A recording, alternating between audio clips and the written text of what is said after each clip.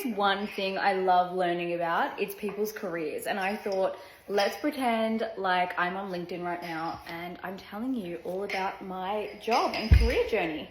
I started my first job in early childhood education. I was an educator for many years, and I absolutely loved this job. I loved the responsibility. I loved working with children. I loved working with complex behaviors and additional needs.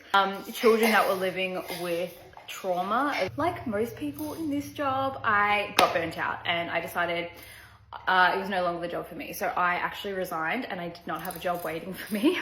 Anyways, this was in 2022. I applied for a job at a hospital near where I live, working in the clinic and the clinic. So testing if you had a certain thing, also jabbing to prevent you from getting really ill if you got that thing, if you catch what I mean. I got to wear scrubs, I got to wear full PPE, and I felt like a total nurse, and this was an entry-level position, so it's super cool. I became a yes woman.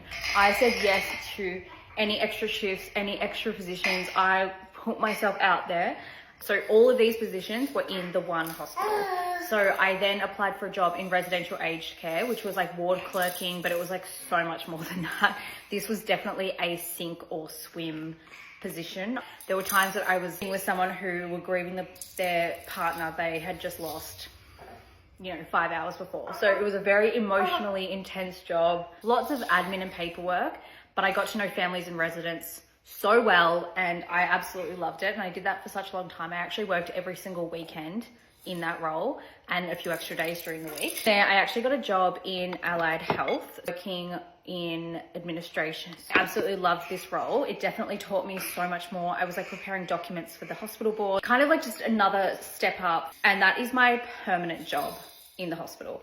From there, I actually got a contract, a short contract in HR.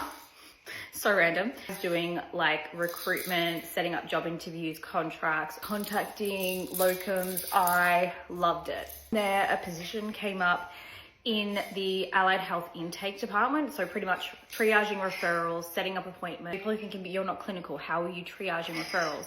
Pretty much we were governed by flowcharts and policies and procedures. And we always were liaising with the clinicians. It was also like not an ongoing position. I decided not to reapply for it because I was pregnant with this one.